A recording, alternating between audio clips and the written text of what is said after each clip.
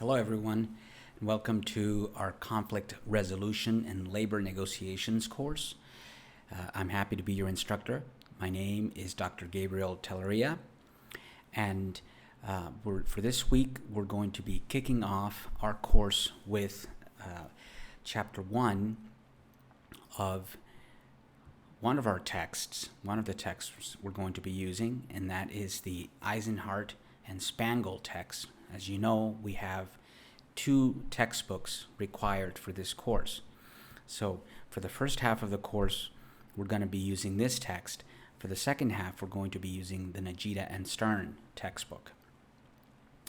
Okay, so this week we are introducing the concept of conflict. Okay, conflict, it's as old as humanity. It's as old as the world, right? It's something that has been around since the beginning of time, and of course, it's all around us in our private lives, in our personal lives, in our work, and in school. Conflict is all around us, and so it's a very important area of study. It's a very important field to understand, not only understand it in terms of the practical aspects of it, what we are accustomed to in our daily lives, but also to understand some of the key theoretical constructs that have been developed over the years to explain, or at least to help us explain and illustrate some of these theories and concepts that underlie and make up the literature on conflict resolution, negotiations, etc. So we're going to be talking about those in this class. We're also going to be looking at the practical aspects, right? We're going to try and marry the theory with the practice and see how we can apply some of these concepts, some of these theories in our daily lives to help us reach better solutions, provide better outcomes for ourselves, whether it's in our personal lives or professionally. All right, so what is conflict? All right. Well, conflict, I like to think of conflict as the product of many things, but I like to think of it as a product of 3 things or 3 situations. And the first one is a struggle for power. All right. We think about, we're not going to be talking fully about power in this course, but we are going to be talking about it, at least indirectly. And if you think about when we struggle for power, that usually leads to some conflict, some degree of conflict. So conflict is thought of as a struggle for power. It could also be the result of a lack of understanding. So lack of understanding having to do with either not knowing, not understanding what the other party is trying to convey or ask or do. Misconceptions, of course, goes into this, and that is also the third point here is the result of miscommunication. Miscommunication arising from misconceptions, from incorrect perceptions, or from either incorrect expectations or lack of clear expectations set forth at the beginning. In the theory, and the theory is vast, the theory on conflict resolution, on negotiations is vast.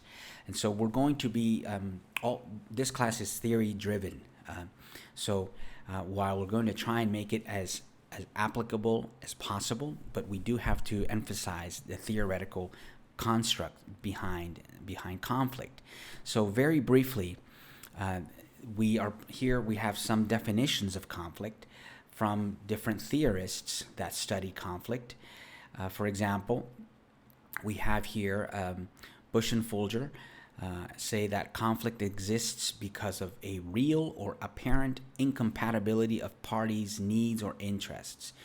Notice that the importance here between real or apparent incompatibility. It could be real or it could be perceived. And that's important when we think about conflict, because sometimes we engage in conflict, or conflict results because of what we perceive things to be, and in fact it may not even be real. All right, so these are some definitions that define conflict. You can read this. This is box 1.2, which you will find in chapter 1 of your text. You can read these, and that will give you a better understanding, better idea of how the theory has defined conflict. Okay. All right. So once you are able to read those definitions, you will begin then to look at the key theoretical constructs. This is found in chapter 1 of this textbook. And again, we could spend weeks on each of these theoretical constructs, each of these theories, each of these models. But you can read that on your own, and also we're going to try and just kind of extract the key elements that underlie each of these theories. Okay, so here we're going to go one by one very quickly and try and at least give you an introduction to what these theoretical constructs say and really are based on. So the first one is attribution theory. Okay, so scholars like Fincham, Bradbury, and Scott described 6 dimensions of attributions that people make. For example, blameworthiness. All right, who do you assign responsibility for failure, for your failure, or for a project or a task failing at work? And then globality.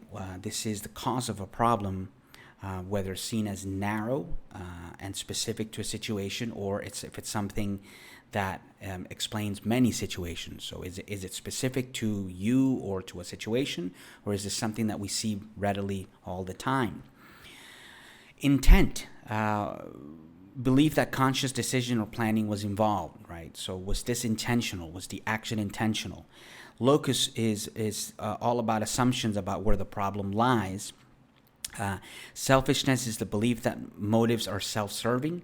And then lastly, stability, the belief that this is a one-time occurrence, or if this is something that's going to occur many times.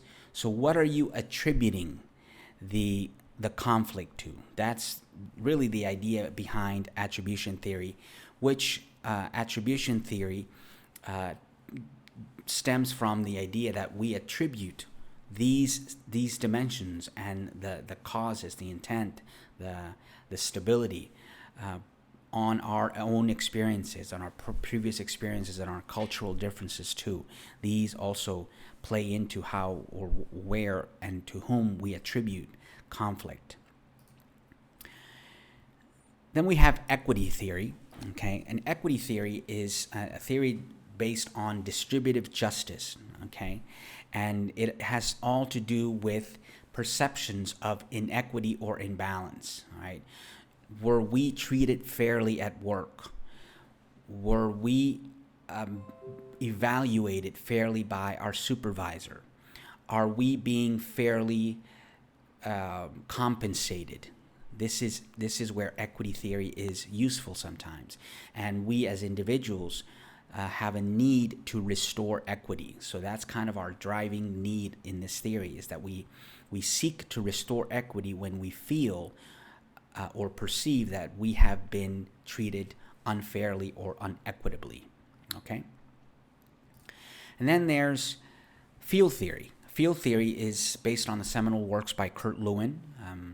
This theory is a little old, right? It's about 70 years old. And field theory is based on this idea. It's kind of this idea of if you think about water, okay? Water is frozen, right? In its frozen state, in its solid state, it's frozen. So think about water as being you, or being the environment or the organization. When it freezes, all right, so it's frozen solid. When it unfreezes, this is the process where you begin to examine the situation, your current situation, the status quo, you begin to see, or at least acknowledge, driving forces that might cause you or suggest change, right? You decrease resisting forces against. So this is where you become vulnerable or open to change. Then once you are aware of this and arrive at a situation where you are able and desiring to change, you take action, you make changes, you bring in new people. And then once you're satisfied with these new changes and these new people that you've involved, you refreeze with this new change, these new people, and you make these changes permanent. You establish new processes, new ways of doing things, and you reward accordingly. So this is kind of what the field theory approach is about.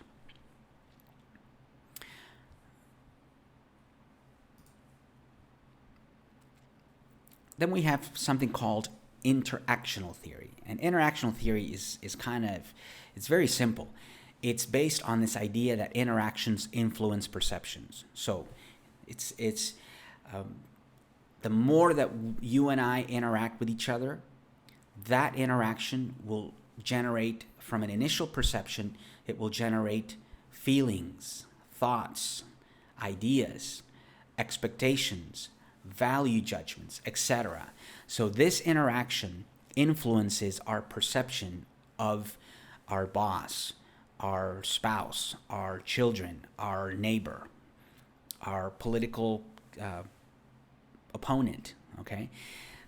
The less interaction, likely the greater the chances of misperception or misconception of the other person. The greater the interaction, the greater the chance of a correct perception, but also the greater the chance that others will misperceive you as well, because the more you interact, because of the law of large numbers, the more people might perceive you differently. And then how they perceive you will then affect how they speak to others about you. And so you see how this can become very dangerous and very problematic when you have these perceptions not being the right perceptions that you want others to have. So this is interactional theory.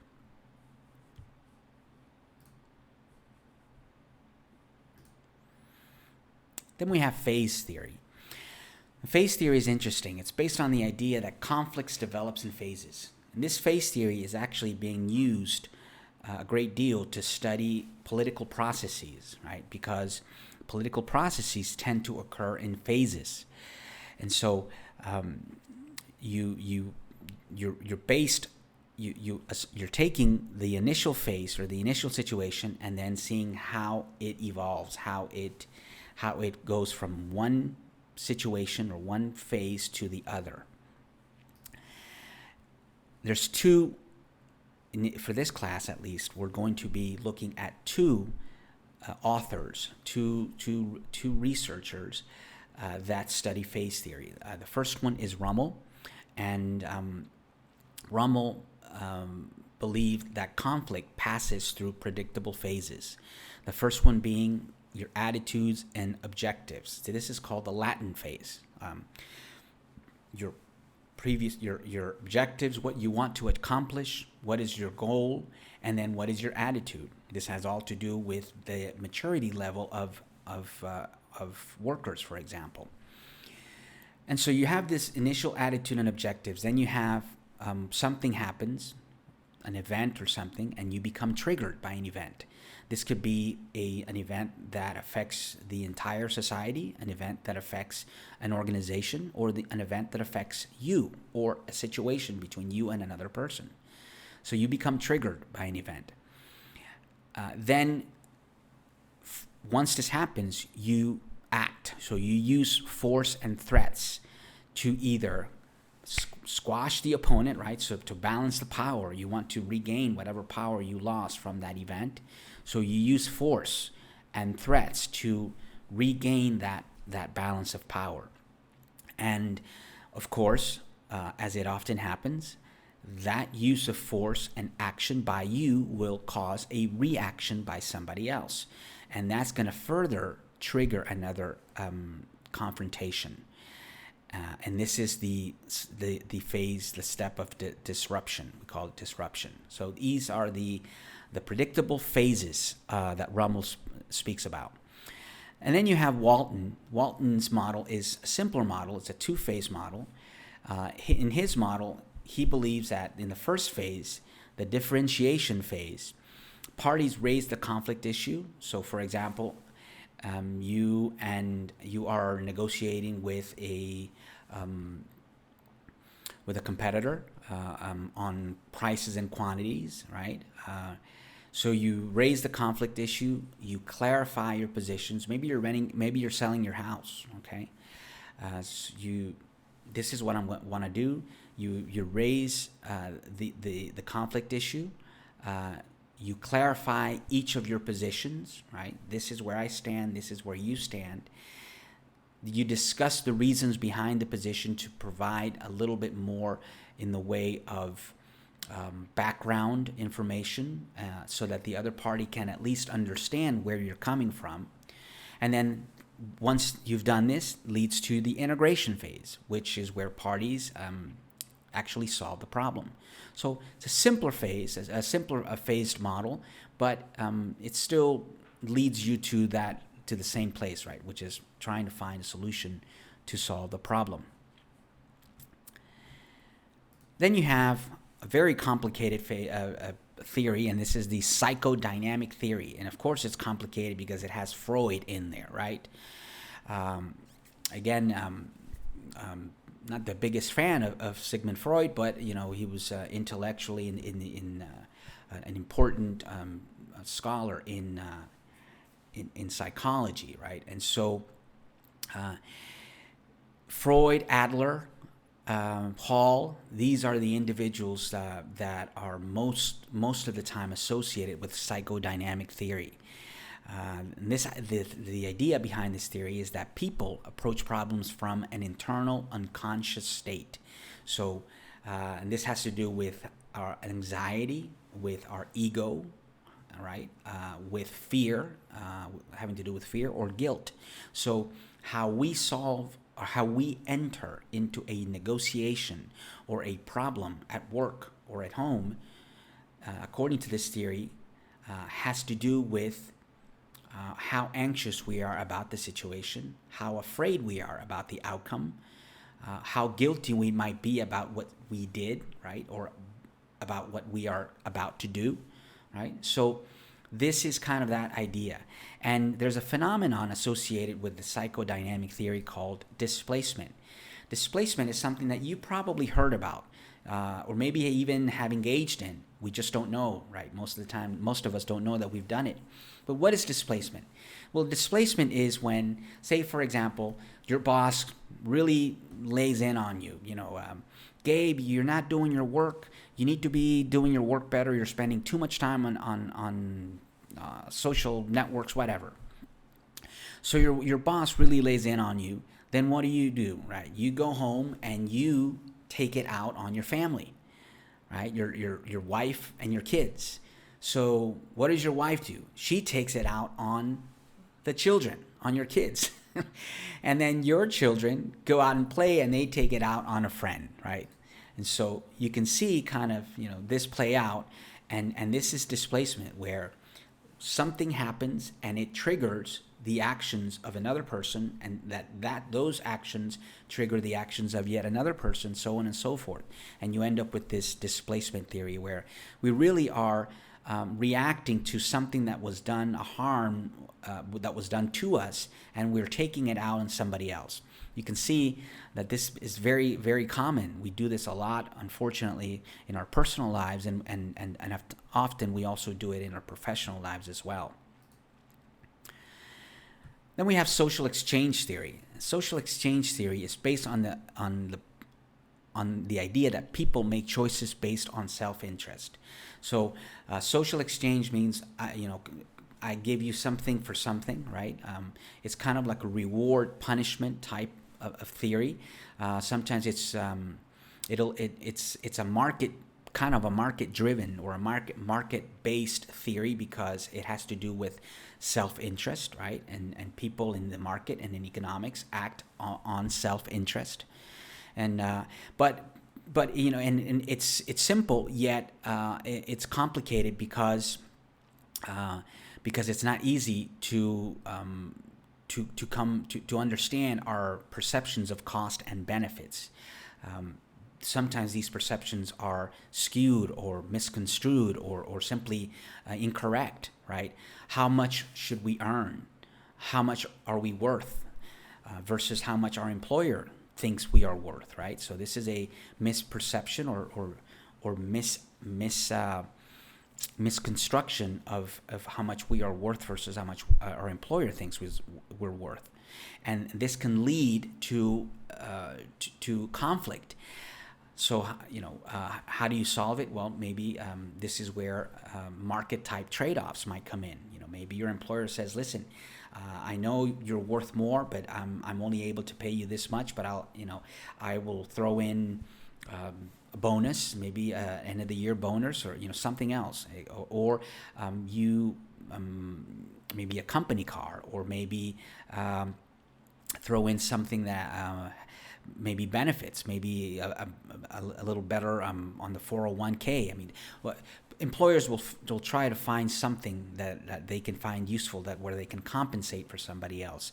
And this is kind of where social exchange theory is seen in at least in the labor market.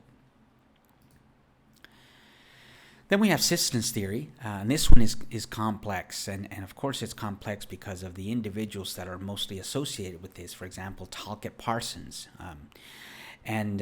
What does the systems theory tell us? Well, the systems theory is the idea that we are part of a system. We belong. Say a system is society. It could be our community. It could be, well, first it's our family nucleus. Then that family nucleus is part of a greater nucleus, which is our neighborhood. Then our city. Then our society. Then our state. Then the nation, and of course the world, right? So you can kind of see where the systems theory lies, right? In this idea that we are part of this system, right, or systems. And systems theory argues that communication is used to achieve or maintain equilibrium, which is called homeostasis according to this theory. Homeostasis is where we maintain an equilibrium in society. What happens when we don't communicate correctly or effectively or truthfully? Society breaks down, right? We have crime, we have violence, we have unfairness, we have inequity, we have all these things that happen when communication is not flowing correctly between the people in the systems. And you can think about this at work and also at home. These are smaller systems, but when communication breaks down between spouses, or between the parents and the children, or between your boss and the coworker, things break down, right? So communication is essential. Systems are interdependent, but they're non-summative. And what does this mean? It means that all of these smaller systems are interconnected, intertwined, but the individual is not more important than the whole. The whole becomes most important. These systems often lack cooperation. Systems theory tells us that, and so because of that, because of the lack of cooperation, communication becomes even more important. So we can try and promote as much cooperation as possible. But because of the differences, the natural differences that exist in these systems, we often have poor cooperation or more competition. And we'll see that here in a minute, what that means, cooperation versus competition. And of course, stable functional systems occur when individuals are in harmony with the whole society, with the whole system. And that could be the group, could be your family, the group, the community, or society as a whole. So that's the idea behind systems theory, is that we seek that harmony through communication, through collaboration, because what is often found in societies and systems is a tendency to not cooperate and in fact to compete. And then we have transformational theory. Okay, transformational theory focuses on change and process of conflict rather than the reasons or forces behind conflict. So under transformational theory, we are looking at the changing quality of roles. We're looking at relationships between boss, between coworkers, between your supervisor and or leader and followers, between your spouse. Okay, so we're looking at relationships. We're looking at expectations and the role of the environment in also shaping these the changing roles and these changing relationships, right? Because as the environment changes, as society changes, as our values and norms change, that will also change our roles and our relationships and expectations. It's important to note that under transformational theory, solutions may not represent resolution. This is Northrop. What does this mean? Well, you may solve the problem, but it may not be necessarily a situation that you're happy with. You might find a solution to the problem, but it may not be resolution. And for those musicians, right, in the group, resolution is when you go from tension to resolutions where you end up with a nice major chord at the end of the piece. Well, sometimes you don't end up. Think about a song that ends in like a real weird chord. It just doesn't sound right. Well, that's kind of the idea, that solutions may not represent resolution. You may end up with solving a conflict temporarily, or mitigating a disastrous situation or a catastrophe, but it doesn't necessarily mean that you have solved the conflict that is at the underlying underneath. So because conflict becomes or is equal to tension between what is and what people believe ought to be. If you think about sometimes in economics we think about this looking at the world from a positive versus a normative perspective. Well, this is exactly that. It's what is the reality of things versus what we think things ought to have been. So if you think about something that happened in your life that you have to accept, right, but you're not happy with, and you certainly feel that you have been unfairly treated, then there's that tension. There's that tension that will not be alleviated until what? Until you find some justice, right? Some relief, something that will resolve that feeling of unfairness or poor treatment or inequity. Until that is resolved, you will continue to live in that conflict. So all of these theories, right?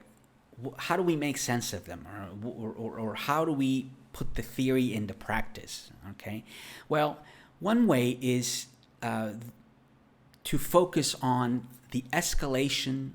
First, you can focus on the escalation of conflict. How does the conflict arise? What caused it to arise? Was it the individual? Was it you, the source of the conflict? Was it somebody else? Who is at least perceived to be the person starting the conflict or initiating the conflict? Or was it is this affecting you only? Is this affecting the organization? The situational aspects driving conflict. Is this did this have to do with the change in the economic situation, in the political situation? Say, for example, an organization changes leadership. Maybe the CEO is fired. Does this have to do with that? Okay, so what are the situational aspects driving the conflict? Are there external forces that are outside the immediate area of the conflict that are driving this conflict? And of course, this leads to the sources of conflict, and we'll talk about those here in a minute. Okay, what are the sources of conflict? Because again, sometimes we may perceive conflict coming from some place, but in reality, it's actually not that the source. In reality, something else is causing the conflict, and we'll see that here in a minute.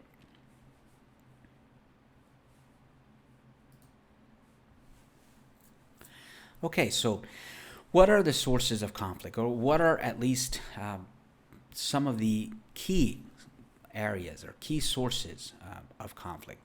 Conflict usually, according to most of the theory, conflict is driven by one of these sources.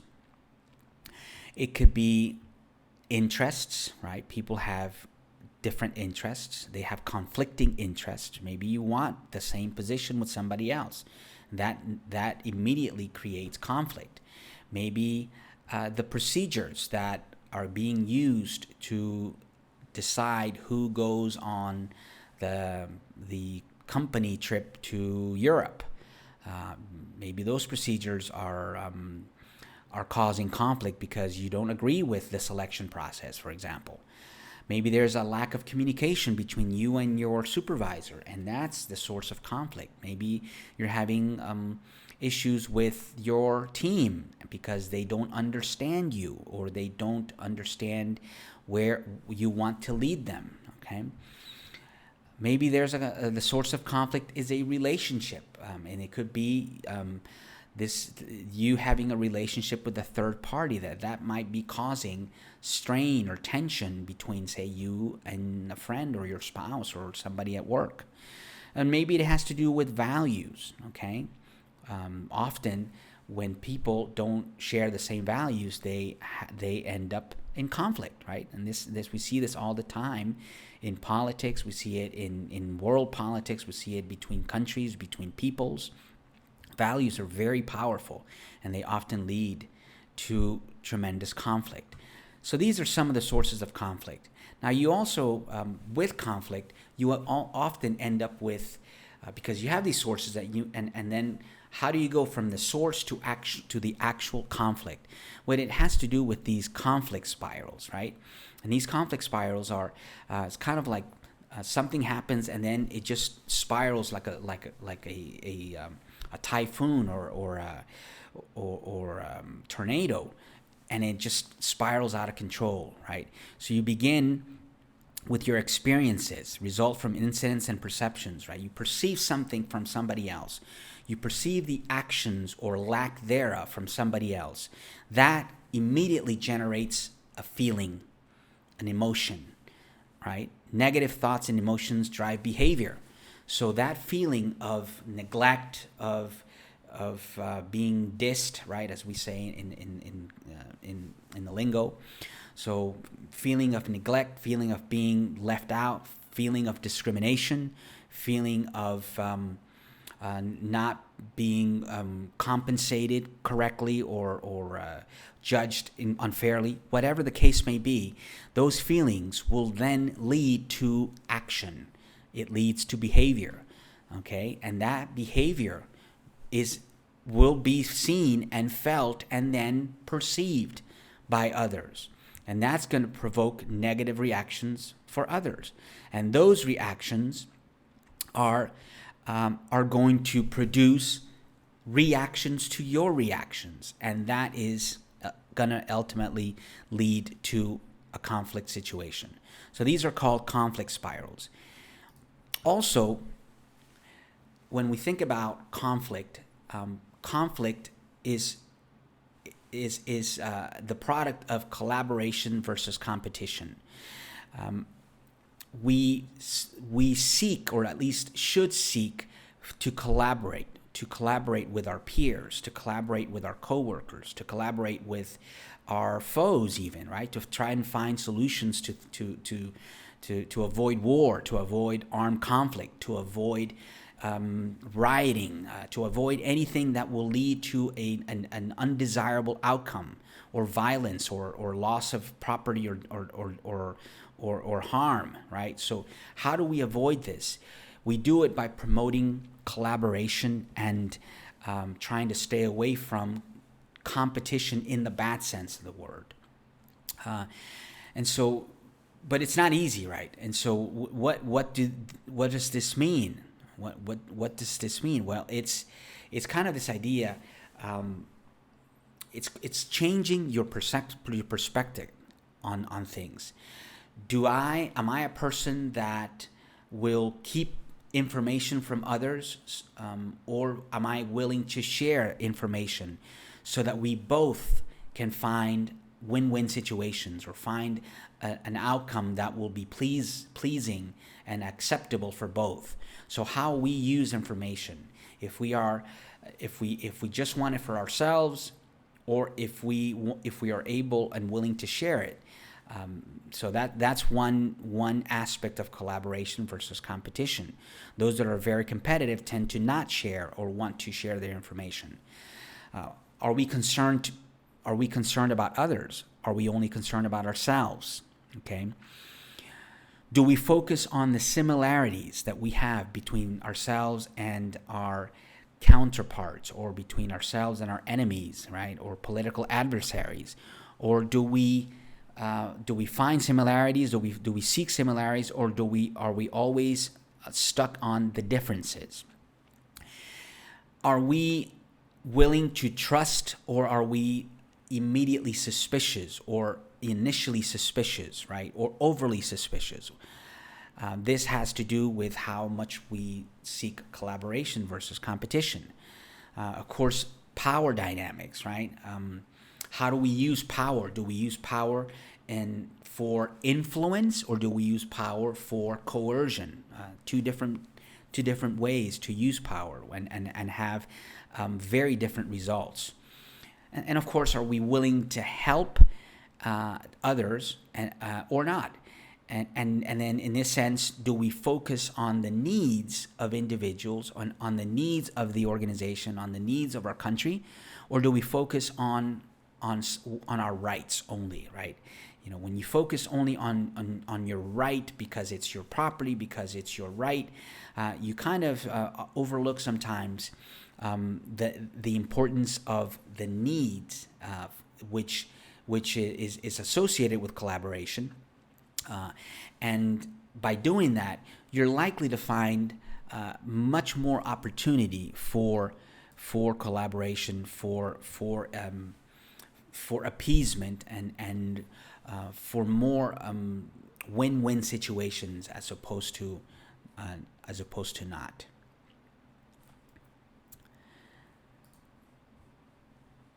Okay, so how do we manage conflict, right?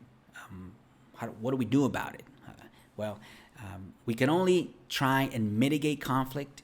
We can only try and develop strategies to manage it, strategies to reduce it as much as possible, and strategies to even avoid it as much as possible. Because conflict is something that we cannot we can't overlook, and we can't get rid of fully. It's going to be there, and it's going to creep its ugly head every now and then, right? So how do we manage it? Well, one of the ways that we manage it is by looking at different ways to approach conflict situations. And we see in this model, this is the dual concern model for conflict. You have two dimensions here. You have your concern for the needs of others, and the ability to assert your own needs here on the bottom, right? And so these two dimensions will yield you different approaches, or different models, different styles to deal with a situation. So do you yield? Okay. What does yielding mean? Well, it's giving in to the needs of the other for the sake of maintaining harmony.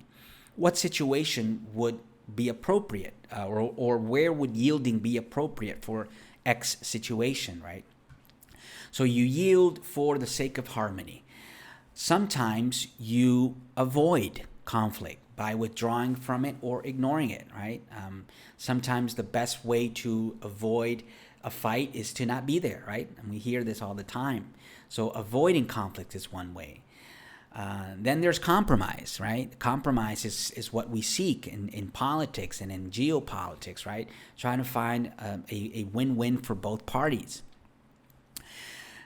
Another way, and this is where leadership comes in, and the importance of really knowing how to negotiate, is integration, and that you bring in the other party, you bring in the other person, and you say, listen, we can resolve this conflict by in a way that both of us are going to be better off. Now, not both of us may not be equally as good off in the end, but we are both going to be better than we are right now. So integration, bringing the other person in, is one way to deal with conflict. And then, of course, the one that is sometimes necessary, though not the most desirable, is forcing. Okay, and that's sometimes you have no choice, and the only way to resolve a conflict situation is by using force. Forcing your needs onto the other by taking an aggressive stance. Okay, so for this week, you have a couple of assignments. So let me very briefly go over just some key points for those assignments. And if you have any questions, please write me a message. Send me an email, and I'd be more than happy to respond and support you in any way that I can. So let's go over your PowerPoint presentation. For this week, you have a PowerPoint. The PowerPoint should be 2 to 3 minutes long. It should include a brief introduction about yourself, right? You guys know how to do this very well. You've been doing this for a while, I hope. But if you haven't, let me know, and I'll be more than happy to help you. Your introduction should include something about yourself, about your childhood, maybe about a hobby that you like golf or playing the guitar or reading or going out on walks. Maybe talk about your family if you have a dog. Like I have a dog. His name is Marley. So Marley is my pet. So you can talk about that. The presentation should be graphic heavy. So pictures and whatever else you want, but I don't want to see too much words, right? Too many words. I don't want to see that.